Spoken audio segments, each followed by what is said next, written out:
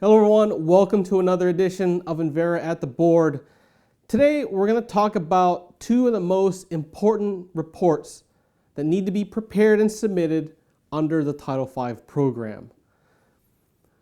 Now, there are a lot of requirements under Title V, but the most important one is simply to operate the facility in compliance with all other conditions and terms associated with the Title V permit.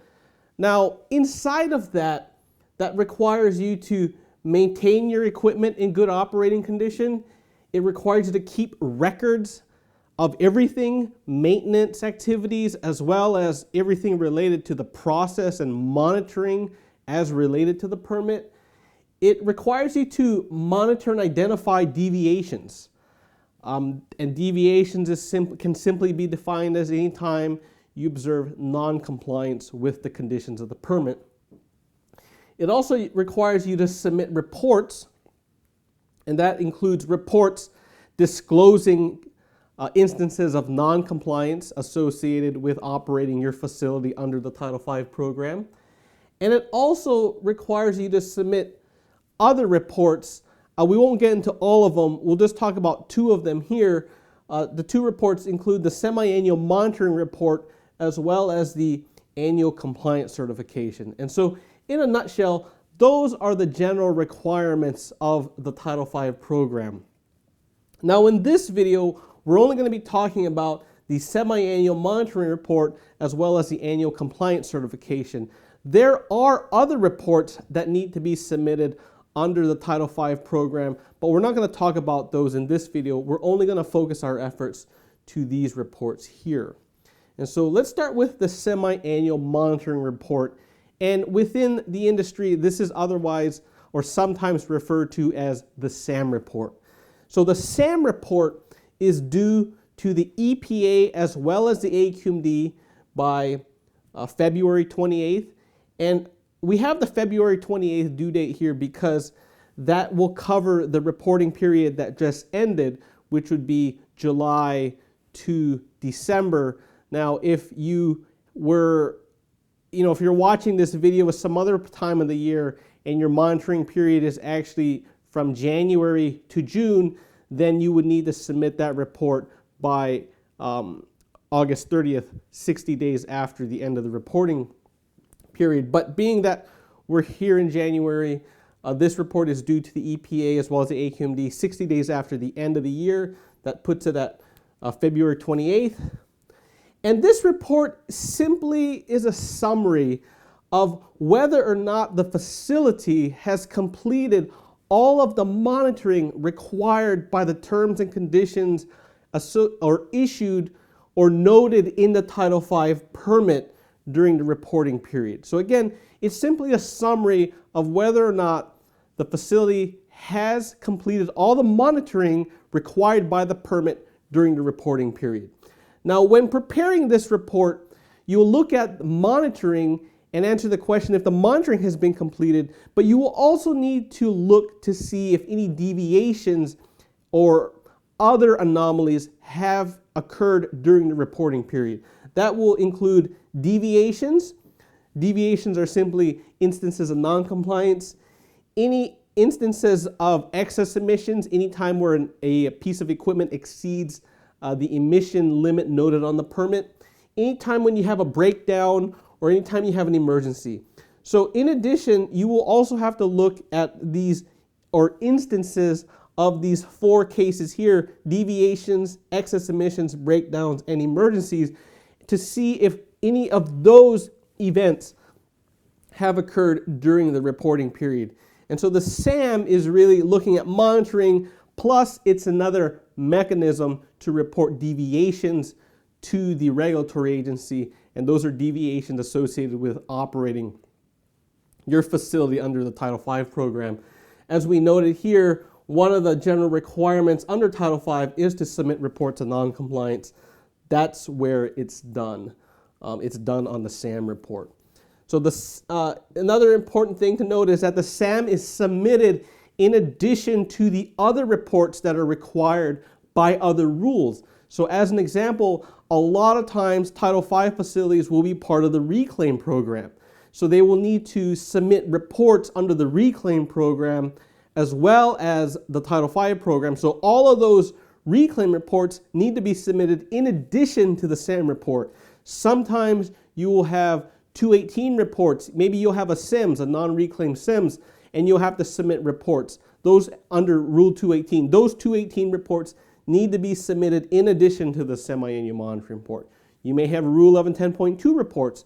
Those reports need to be submitted in addition to the SAM report. So the SAM report, again, is a report that's sort of one level up from all of the rule-specific reports, but it is required in addition to those reports.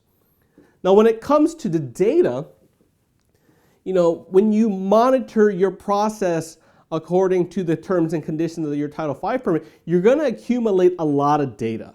You're going to have minute data, monthly, weekly. You're going to have a lot of data depending on the size of your facility. Now, when it comes to the SAM report, you don't have to submit the data that was collected when you were monitoring the process. You don't have to submit the data. You just have to go through the data and answer the question, number one, was all the monitoring conducted? And number two, was there any deviations associated with operating that piece of equipment during the reporting period? So you don't have to submit the data. That data must be kept on site for a period of 5 years.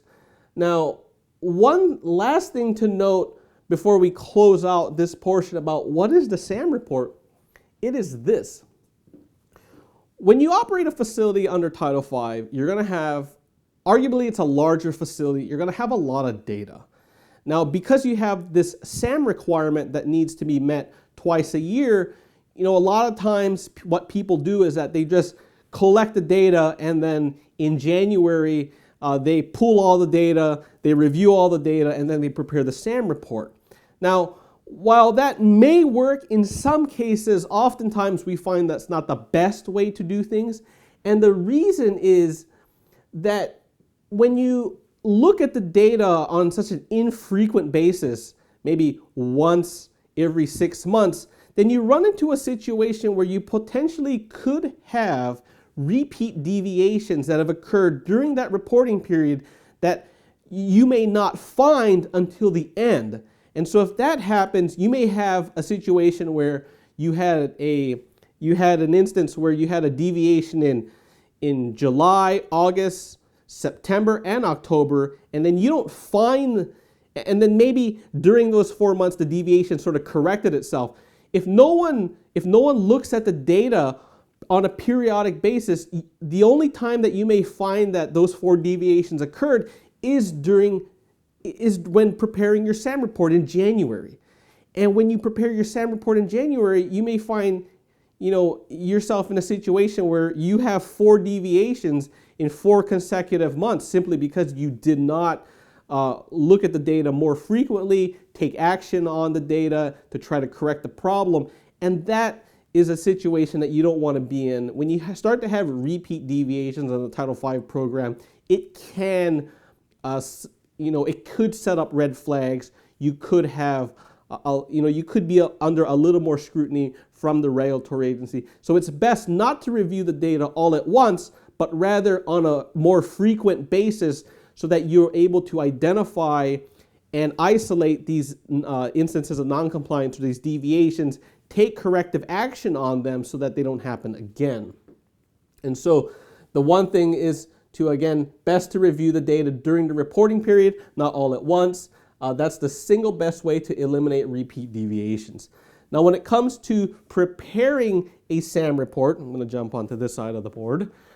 It can be boiled down into about 3 steps, plus or minus. While it seems simple here, depending on the type of your facility, it could be a lot of steps. It could be a lot of data to review, but generally you can boil down the process of preparing a SAM report into 3 steps.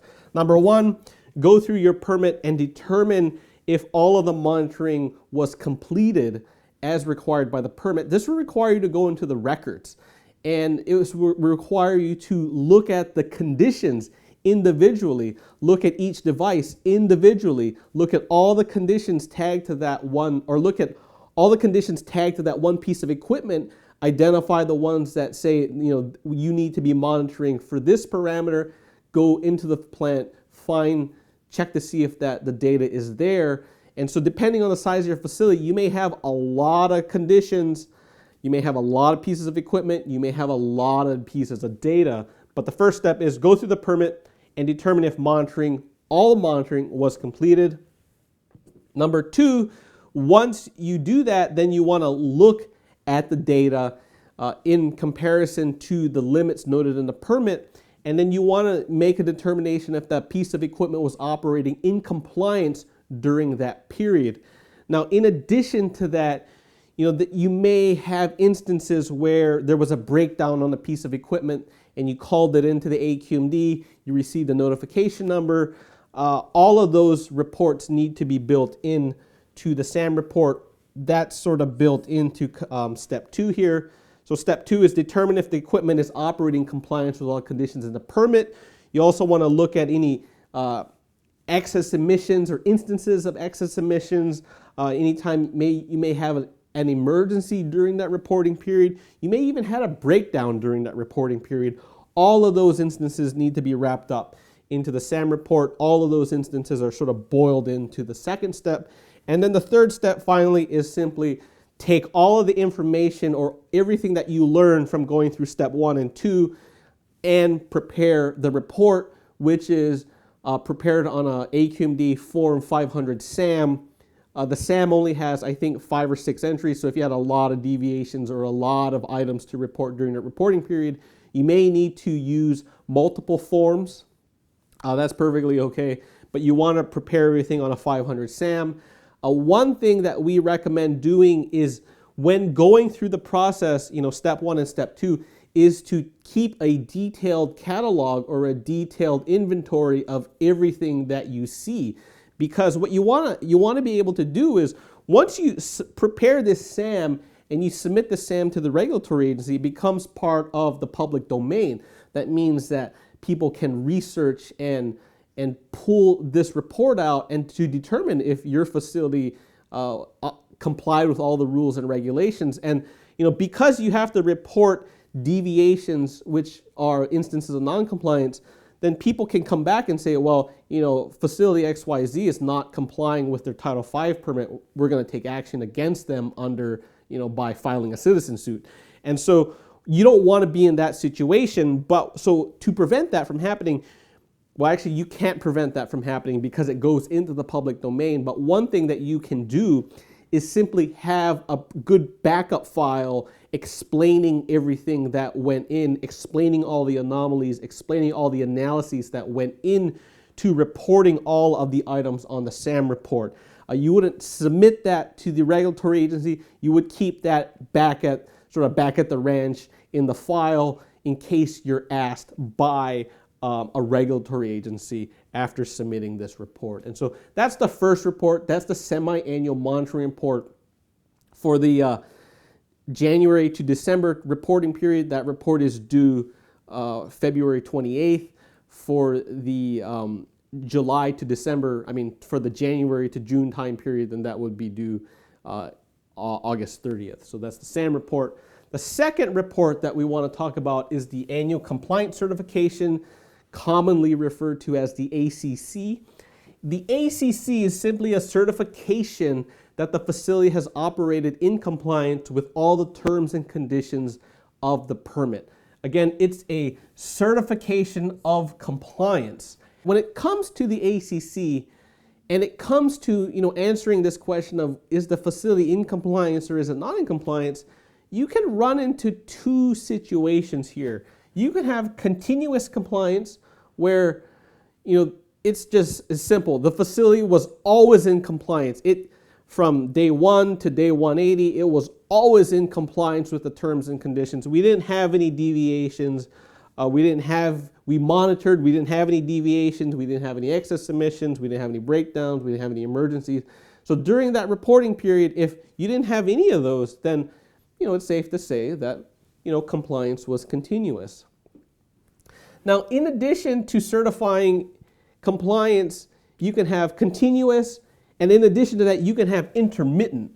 Now, the difference here between continuous and intermittent, that's a real gray area.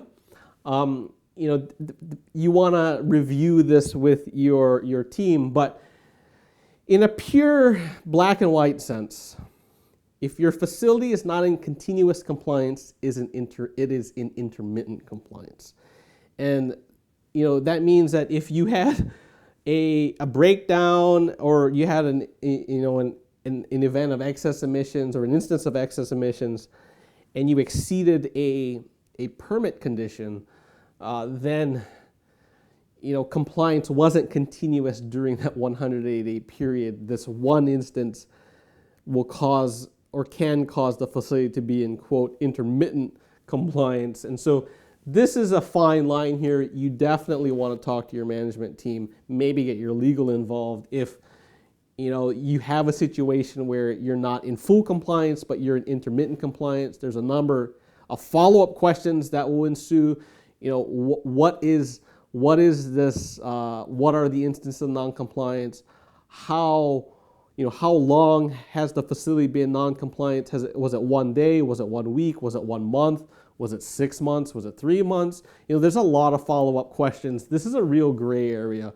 So you really want to talk to your management team about answering this question: was the facility in compliance? Because you can be in continuous compliance, which is the best case, or you can be in intermittent compliance, which kind of raises a gray area. So nonetheless, the annual compliance certification is simply a certification that the facility has operated in compliance with all terms and conditions of the permit. Again, you can have continuous and intermittent compliance when answering that question. Now, when it comes to preparing an ACC report, we've sort of, again, boiled the steps to preparing an ACC report down into 4 steps. And the way that we like to look at it here is an ACC report is simply combining 2 semi-annual reports. And so when you prepare an ACC, you look at the previous 2 or the most recent 2 semi-annual annual monitoring reports to make to arrive at the conclusion of whether or not the facility is in continuous or intermittent compliance, and then you're going to certify accordingly. So you want to look at the 2 previous SAM reports. But generally, you can boil it down again into 4 steps. Number 1, look at your permit, go out into the field, verify that all the equipment that's on your permit is in the field, verify that all the equipment in the field is accurately described in your permit. Depending on the size of your facility, you could have situations where you have equipment in the field that is not on your permit.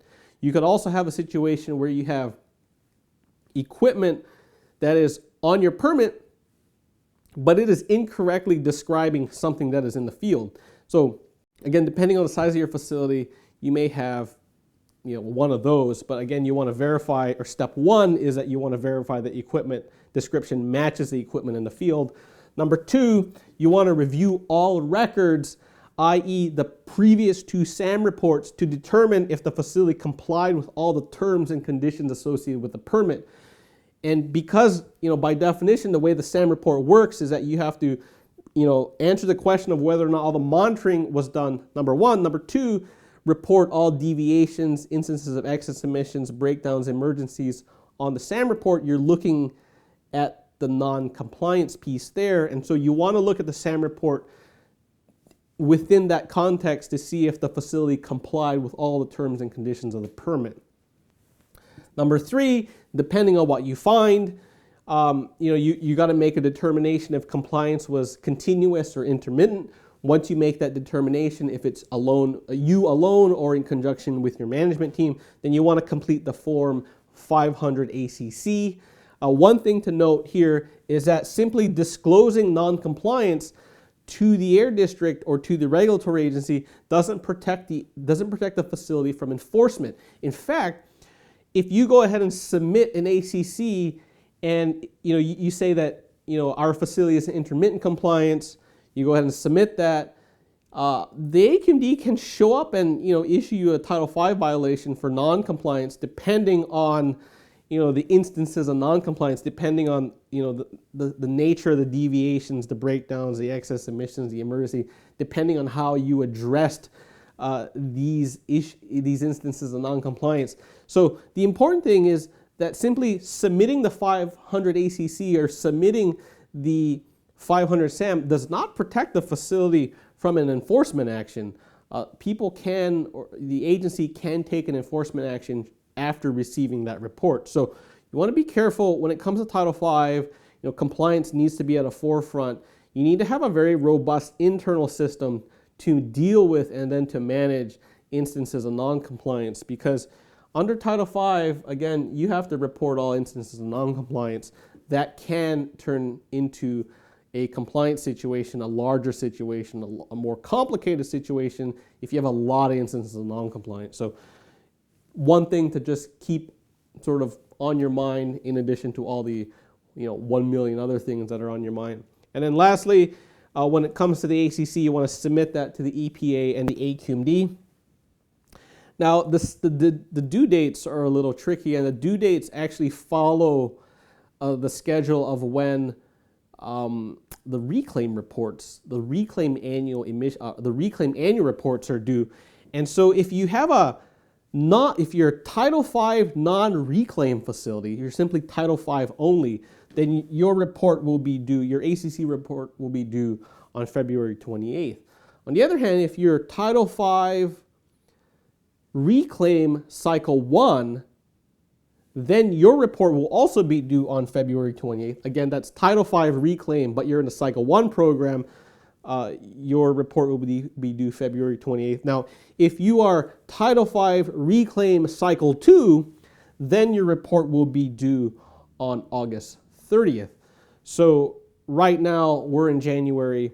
The report that's coming up, the ACC report that's coming up, is for Title V non-reclaim facilities, and then Title V reclaim facilities, but they're Cycle 1 facilities. And Cycle 1 facility simply just means that your reclaim compliance year follows the calendar year, January to December. A Cycle 2 facility would be July to June. And so you want to be sure that you submit your ACC by the correct due date. Actually, a very common notice of violation that's issued to Title V facility is not submitting your ACC when it is due. It's a very common violation. When we surveyed a lot of the NOVs issued within the past 5 years, we did see a common occurrence of that. So you want to be sure that you get your report submitted by the appropriate deadline. So there you have it, a very brief summary of the Title V monitoring, the semi-annual monitoring report, as well as the annual compliance certification. We hope that this is sort of untangled sort of the web that makes up environmental regulations, because these reports are due within the next couple of months, 2016. So if you have any questions, you can reach out to us here at Envera Consulting. Otherwise, we'll see you in the next video. Take care.